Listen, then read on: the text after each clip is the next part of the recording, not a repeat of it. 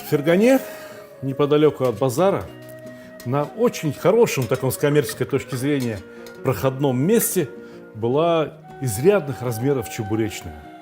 Огромная чебуречная, в которую всегда стояла очередь. А запах от этих чебуреков разносился по всей округе. И никакой рекламы, по сути дела, не надо было, потому что люди шли на запах. Люди шли на запах за сытной и недорогой едой. Я помню эту чебуречную с самого раннего детства. С папой и мамой на базар ездили, по магазинам ездили по выходным. И каждый раз после того, как сделали все покупки, перед тем, как ехать домой, перед автобусом, останавливались возле этой чебуречной, покупали несколько чебуреков, съедали и только потом отправлялись домой.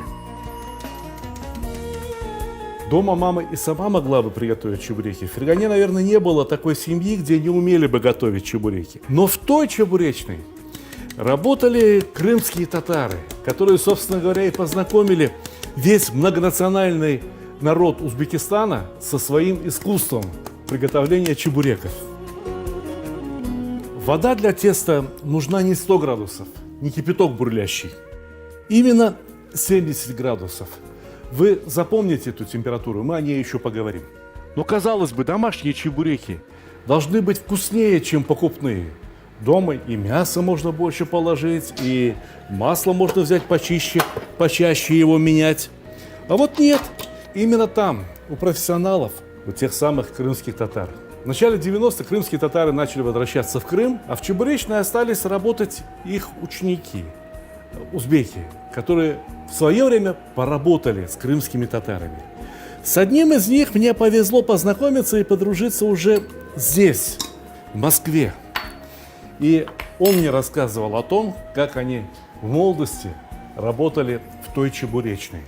Он говорит, что тесто тогда они делали очень жестким, очень твердым. Буквально 315-350 грамм муки, только вода, никаких яиц. И вот это жесткое тесто вымешивали самые сильные, самые молодые, мощные ребята. Он рассказывал, что в той чебуречной применялась буквально поточная линия. Вот конвейер по изготовлению чебуреков. Здесь кто-то первый самый замешивает тесто, а через 8 человек выходят наружу, через маленькое такое окошечко выдаются чебуреки и принимаются обратно деньги. Так вот, теми секретами крымских татар, которыми со мной поделился Кайрат Акя, я с вами тоже поделюсь, но сейчас я хотел бы рассказать о том, как приготовить оптимальное, очень хорошее, очень правильное тесто для чебуреков. 50 грамм масла. Возьмите, не пожалейте для себя, возьмите самого лучшего, оливкового. Очень вкусное тесто в результате получится. Не берите невкусное масло. Качество масла, качество муки и качество воды. Вот что определяет вкус теста. Примерно вот столько. Теперь необходимо очень точно отмерить количество воды. Во всех остальных случаях в кулинарии не очень важно. Плюс-минус 50 грамм, 100 грамм дело не меняет. Но вот когда мы готовим тесто, то очень важно все правильно отмерить. 500 миллилитров воды. Я только что сказал, что 70 градусов вода. Вот он, точно. Глаз алмаз. Но вот эта железная чашка сейчас заберет какую-то часть температуры, да, от воды. И в результате, я думаю, что мы будем замешивать тесто с водой, которая нагрета примерно до градусов 60-62. Помните, когда мы с вами плов готовили, я всегда говорил, что рис надо замачивать водой температуры около 60 градусов. Если быть точнее, 62. Вот то же самое и с тестом, что в муке, что в рисе. Главное действующее вещество – это крахмал.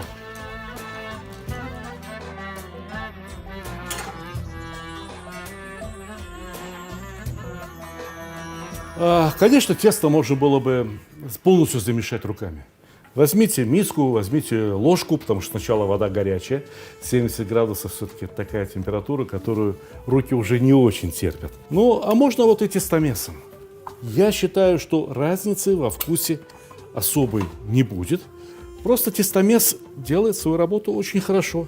Ну а хотите поработать руками, считаете, что в ваших руках есть какой-то особый вкус, то, пожалуйста, помесите еще и немного руками. Но видите, тесто уже очень хорошее. Мне его осталось только собрать в один комок, в аккуратный комок, и дать ему отстояться, вылежаться.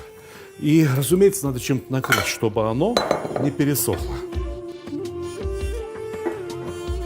Ну а мы с вами займемся фаршем. Мясо и лук. И того, и другого по 600 грамм. Обратите внимание, что мясо я взял идеального качества. Видите, какое? Ни пленочки, ни жилочки. Абсолютно чистое, хорошо отфилированное мясо. Фарш на чебуреки не надо рубить топориками.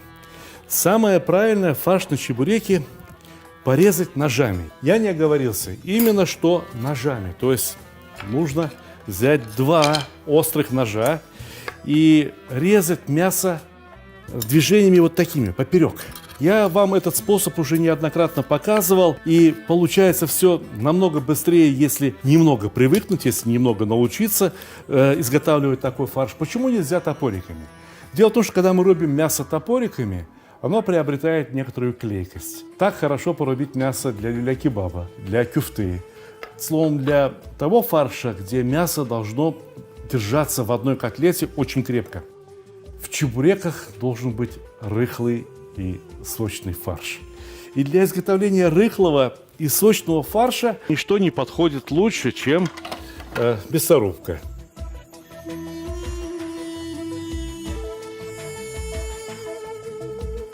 Да, и лук, собственно говоря, тоже для фарша лучше всего перекрутить на мясорубке, потому что таким образом он дает максимальное количество сока. Однако прежде чем прокручивать лук через мясорубку, я советую его нарезать не крупными кубиками и ошпарить кипятком.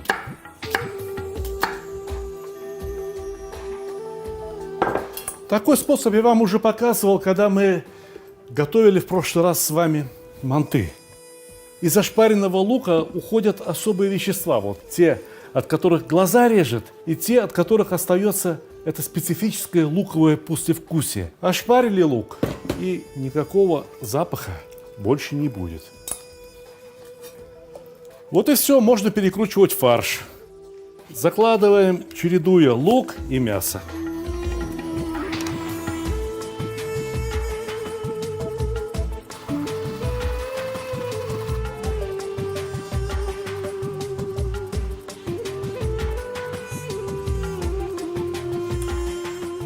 Теперь этот фарш осталось приправить и дополнить какими-то очень ценными ингредиентами. Во-первых, соль. Правильно посолить фарш – половина успеха. Здесь 600 грамм чистого мяса. Вот всегда считайте по чистому мясу. На килограмм мяса я беру вот столько соли. Посмотрите. Видите сколько? Ну, ложка с небольшим верхом. А на 600 грамм, значит, вот столько примерно, да? Вот это будет достаточное и правильное количество соли для фарша.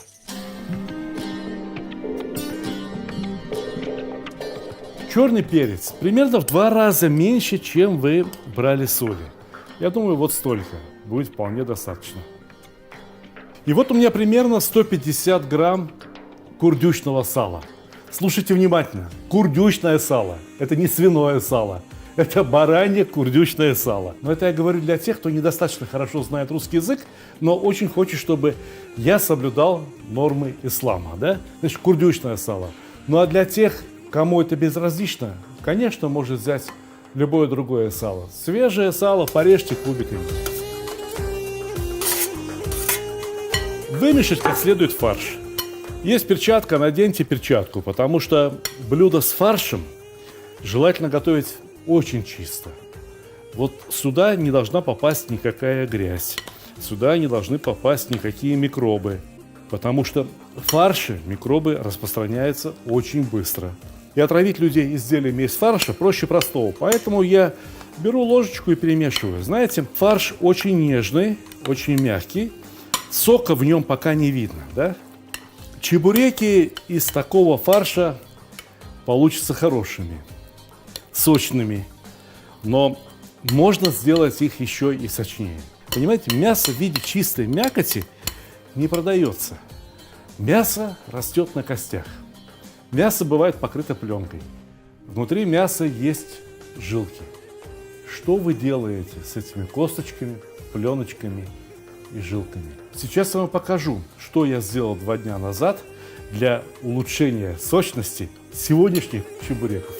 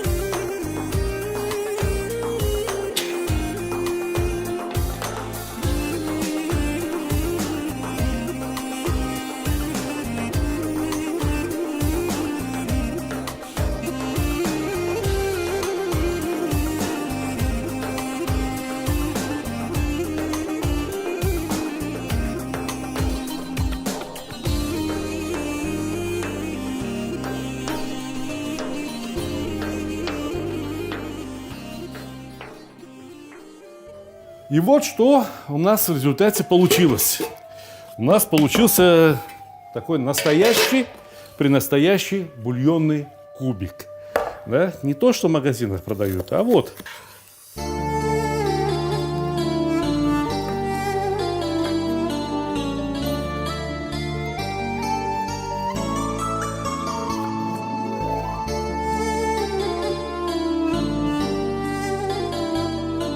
Именно вот этот, половина сахар, половина мед, мы будем добавлять в фарш каждому чебуреку для сочности.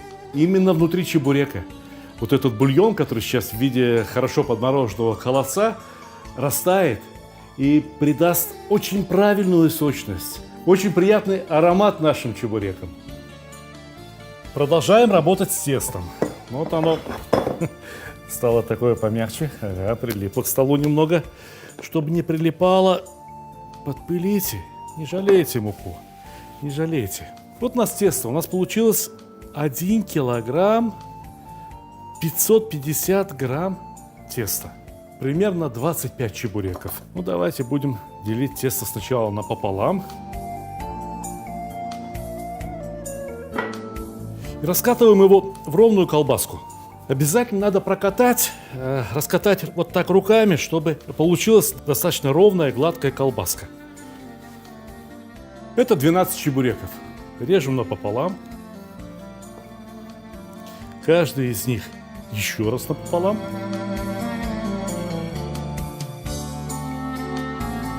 Теперь каждый из них на 3 части.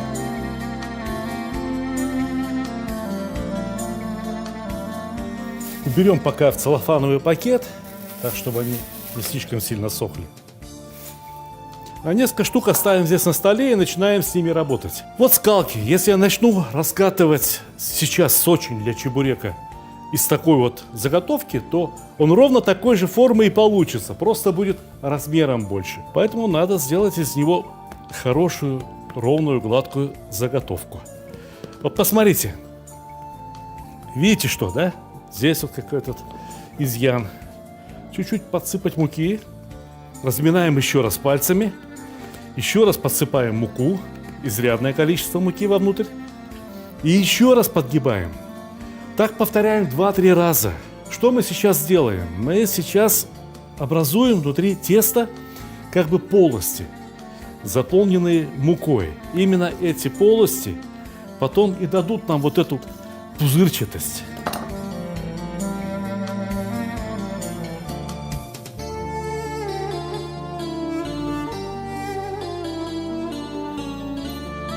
Ну а кроме того, видите, заготовочка у нас какая получилась? Ну практически идеальной формы. Кругленькая, ровненькая.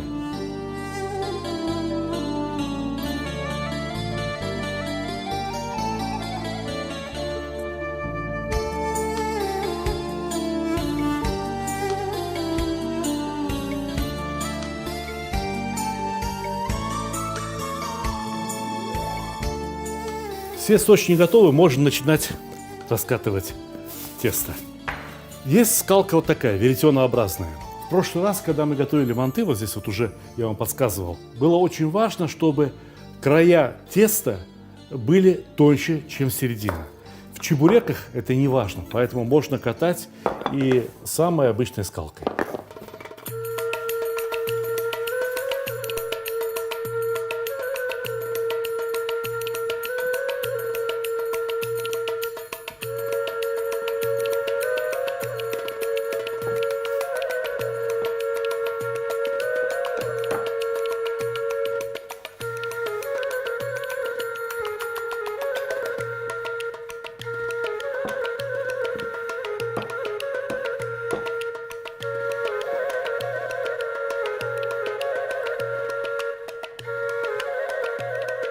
Ну а теперь накладываем фарш. Вот смотрите, 1 полная столовая ложка. Вы не кладите фарша никогда слишком много. Не станут от этого чебуреки вкуснее. Чебуреки вкусны правильным сочетанием ингредиентов вот этого фарша, в котором и лука достаточно должно быть, и жира должно быть в меру, и, конечно же, сока должно быть в меру.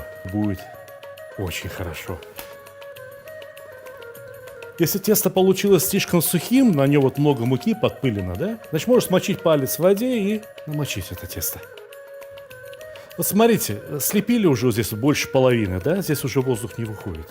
Придавите его рукой, чтобы лишний воздух там не оставался. Чтобы тесто и фарш образовали одно единое целое. Понимаете меня?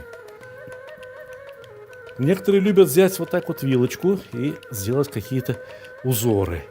Но, честное слово, очень вкусно будет и без вилочки.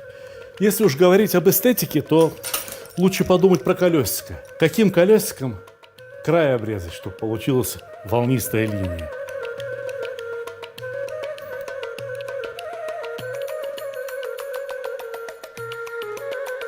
Вот эти обрезки не выбрасывайте, пригодятся.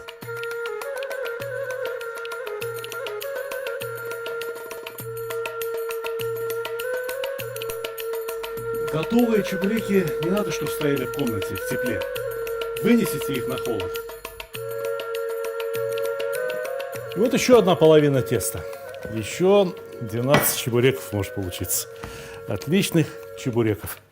А давайте с этим тестом, знаете, как поступим? Мы его вот так вот. Мы его разделим на 4 равные части. Почему? Для чего? Сейчас объясню. Вот у меня стоит тесто-раскаточная машина. Только что это был планетарный миксер, в котором мы замесили тесто.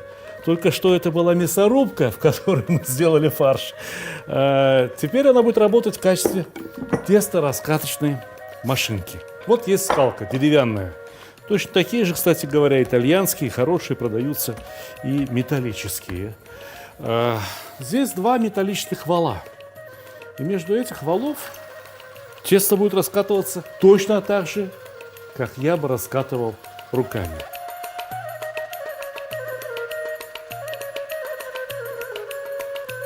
Ага. Давайте сложим его напополам и прокатим еще разок.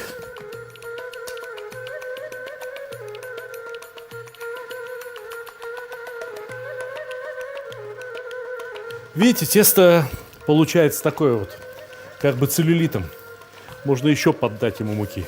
Возьмет еще муки. По сути дела, то, что я сейчас делаю, это то же самое, что я вот формировал сочный. Вы помните, да, когда подворачивал тесто несколько раз?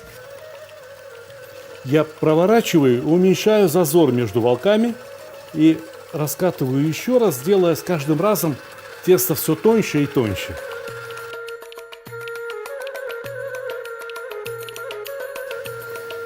Теперь с этим тестом можно уже работать побыстрее. Рычажок скорости увеличиваем. Я думаю, вот так будет нормально.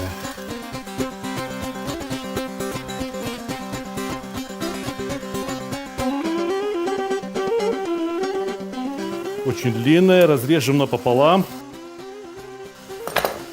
Уменьшим расстояние между волками еще раз.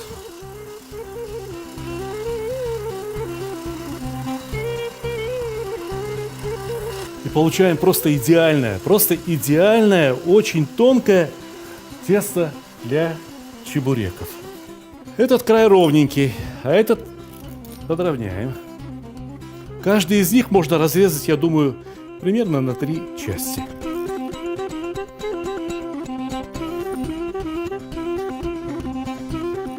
Все.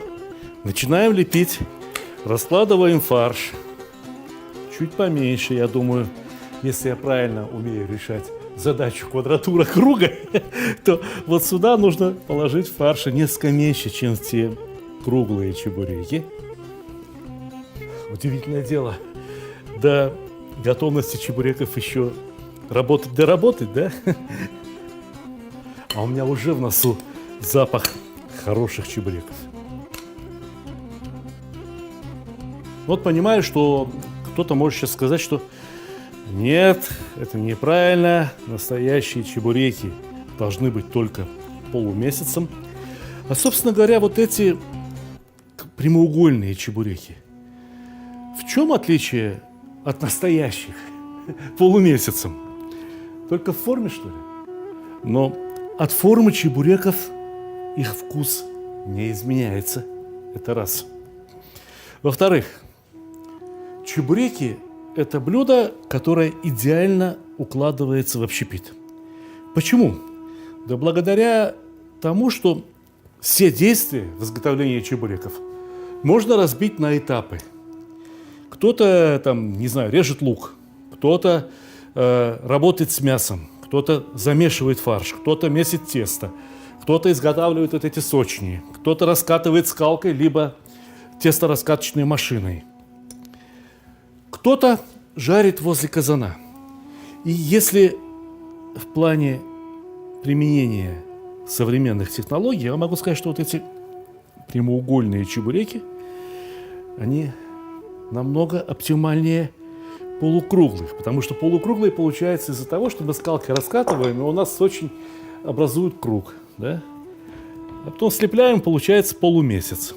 Но ведь по сути дела, какая разница? Какая разница? Самое главное, чтобы тесто было хорошее, чтобы тесто было тоненькое, чтобы фарша было столько, сколько надо, чтобы мясо было столько, сколько надо, чтобы чебуреки сочные были, в конце концов. Вот про мясо.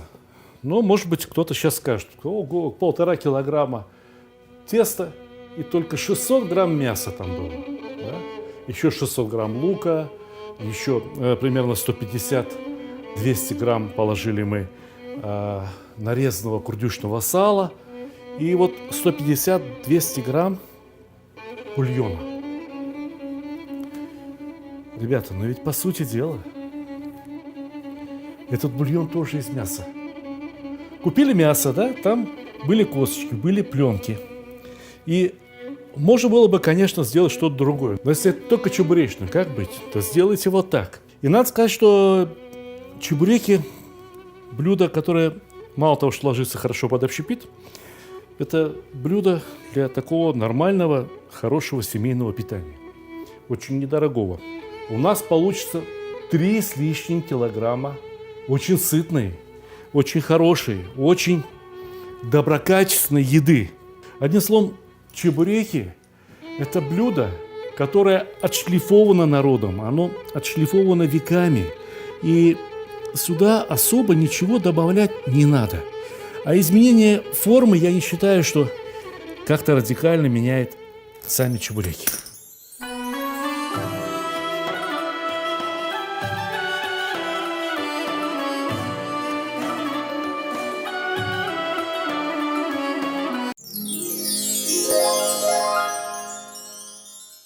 Я по профессии не повар. Я автор кулинарных книг. И это моя 11-я книга, самая новая из типографии. Давайте сначала рассмотрим обложку. Название «Земля, душа и еда татар» вполне отображают содержание книги. Обычно ведь на обложке полагается изображать, я не знаю, какую-то еду. А здесь ни одного блюда. Но зато здесь есть целых 2 QR-кода. Наводим камеру смартфона на QR-код, и открывается замечательный татарский танец. И не просто танец, а демонстрация самых главных, знаковых татарских блюд. Сметливым людям сразу должно быть понятно, что и все рецепты в этой книге тоже имеют QR-код. И в конце концов начинаем рассказ о татарском народе. Женщина, которой 83 года, из них 70 лет она готовит одно и то же, только катык. Знаете, что такое катык? Вот прочитаете книгу, узнаете. Здесь есть блюда, которые уже начали забываться в татарском народе. Благосостояние народа выросло, и поэтому люди перестали готовить некоторые, очень простые блюда. Но, тем не менее, они очень вкусные. И забывать их нельзя ни в коем случае, потому что это достояние татарского народа. А тем временем мы готовили чахчак. Чахчак – это настолько знаковое блюдо, что чахчак пришлось готовить дважды. Потому что в Татарстане все готовят чахчак по-разному. И рассказываем о чахчаке, который дома приготовить, например, невозможно. Но это то, что следует привезти из Татарстана. Потому что, прочитав эту книгу, вы рано или поздно захотите посетить Татарстан. И у вас возникнут вопросы, а что привезти из Татарстана? В книге об этом рассказано. Если уж что-то непонятно, у вас всегда есть QR-код. Конечно, рецепты, книга, вообще говоря, должна прежде всего вдохновлять людей. Вдохновлять на приготовление этих блюд. Для этого требуются вот такие фотографии. Каждую ниточку скатерти, каждую крошку сахара видно на наших фотографиях. Полюбите, какая фотография. Аппетитно? Захотелось? В книге более 70 рецептов. Очень много рассказов о специалитетах. Мы ездили по всему Татарстану со съемочной группой, с киносъемочной группой. Снимали что-то там, что-то снимали вот здесь.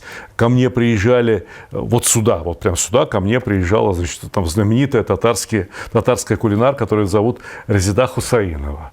К нам приходили профессионалы, к нам приходили любители. Мы ездили по районам, бывали в селах, бывали в домах у сельских жителей Татарстана, которые готовили для нас вот эти замечательные блюда. В Татарстане очень многое готовят в печах. Точно так же, как вот в русской кухне. Абсолютно уверен, что эта книга понравится любому человеку, кому ее подарят. И эта книга станет украшением вашей домашней коллекции кулинарных книг. Она огромная по размерам, здесь 440 страниц. Бумагу мы выбрали самую лучшую, которую только возможно было вообще приобрести. Поторопитесь с заказами, дорогие друзья. Скоро новогодние праздники, да и дни рождения не кончаются. Да и вот подарок просто хорошему, дорогому человеку, такая книга, мне кажется, это хорошая идея. Успехов и приятного вам аппетита.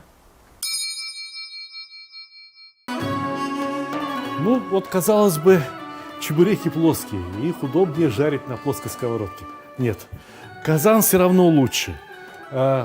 Чебурек не должен прикасаться к дну. Чебурек должен плавать во время жарки, он должен плавать в масле. И масла должно быть очень много.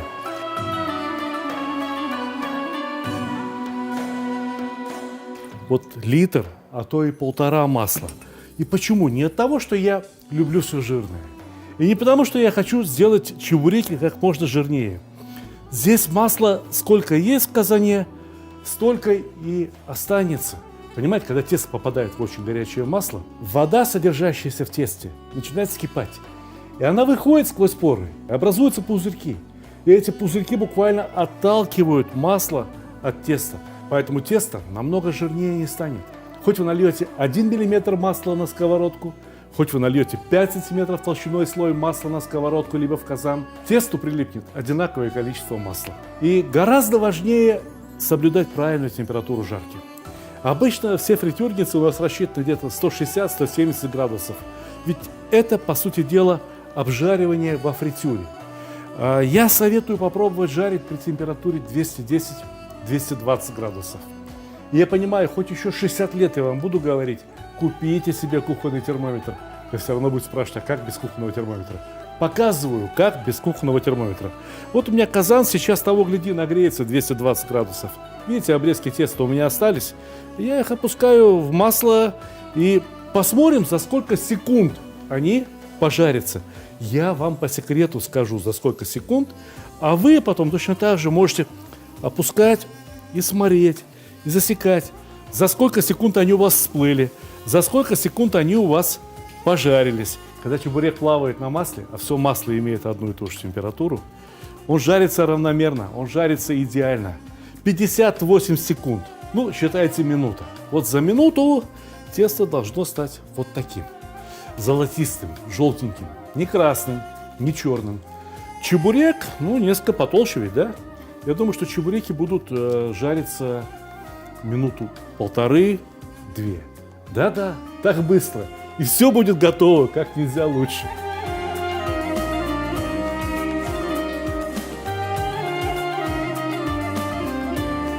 Кроме того, масло очень хороший аккумулятор тепла. Никакой чугунный казан не наберет столько в себя тепла, сколько литр или полтора масла. Посмотрите, я переворачиваю буквально, наверное, через секунд 20 после того, как опустил чебуреки. Они едва-едва успели зазолотиться.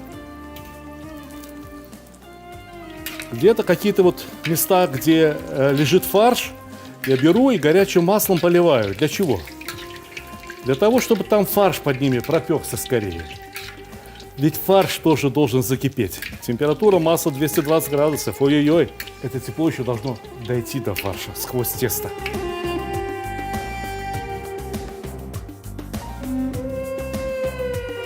Две минуты жарились чебуреки.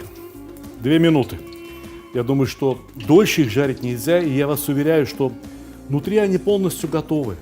Выкладываем на бумажную салфеточку, чтобы масло стекло. Следующий. И послушайте, вот здесь в Москве есть несколько культовых буквально чебуречных, которые очень модные, очень популярны. Все считают, что чебуреки там прямо самые лучшие, которые только могут быть на свете. Знаете, сколько лет уже работают эти чебуречные? 30-40 лет. 30-40 лет эти чебуречные являются очень популярными среди таксистов, среди какой-то интеллигенции. Люди ходят в эти чебуречные не просто для того, чтобы хоть что-то съесть, для того, чтобы поесть именно эти чебуреки. Но некоторые еще и выпить и закусить. Между прочим, по-настоящему-то в Крыму чебуреки употреблялись очень особенным образом. Не пиво, ребят, к чебурекам, не портвейн 3 семерки, не другие очень вкусные напитки. К чебурекам всегда подавали кофе. А пару лет назад я был в Марокко, и подавали блюда, которые аналогичны чебурекам. Ведь очень много у тюркских и мусульманских народов вообще блюд, которые как раз вот из этого и состоят. Тесто, лук, мясо. Так вот, подавали совершенно аналогичное блюдо, немножко по-другому, конечно, готовится. Брюати называется, да? Или, как его еще говорят, брик по-французски.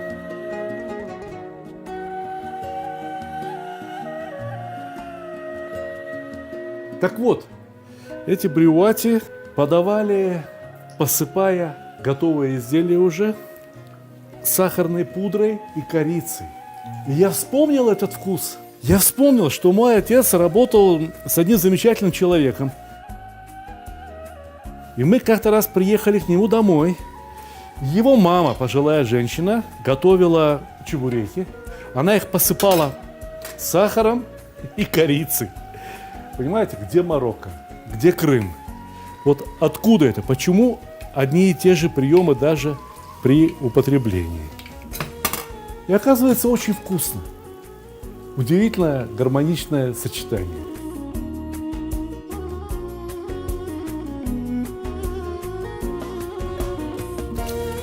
Вот, видите, сколько? Хворост не хворост, гора. И чебуреков гора. Такая гора, что прекрасное блюдо, которое я хотел бы вам показать, все чебуреками закрыто. И мне осталось только показать вам вот эту тарелочку. Крымские народные инструменты. Видите, аккордеон. Ну, любят в Крыму играть на аккордеоне. Саз, азербайджанский саз, либо турецкая баглама. В принципе, инструмент один и тот же. Давайте вот на это блюдо, все-таки оно из Крыма, выложим вот этот хворост и поступим как та бабушка. Посыпем его сахарной пудрой и корицей. Вот это вот будет замечательно к кофе. Знаете, ведь крымские татары всегда очень любили кофе. У них даже песня про кофе есть. 2 строчки помню. Cezva cezva cezveler kaynar da kaynarlar. Cezva cezva cezveler kaynar da kaynarlar. Yandır yama, yandır yama, yandır yama, машаллах. Вот теперь-то, все готово. И мне, знаете, что сейчас хочется? Мне хочется передать большой привет, салам всем крымским татарам. Всем, кто когда-то жил в Узбекистане. Всем, кто сейчас живет в Узбекистане. Всем тем людям, которые любят чебуреки. Всем тем, кто хоть раз пробовал чебуреки и знает, как это вкусно. Еще я надеюсь, что найдется, может быть, найдется хоть 1 или 2 человека, которые никогда в жизни еще не готовили чебуреки и не пробовали их. И вот эти люди приготовят, а потом напишут мне: Старик, приготовили мы по вашему рецепту, и вкуснее еще ничего не ели. Приятного аппетита!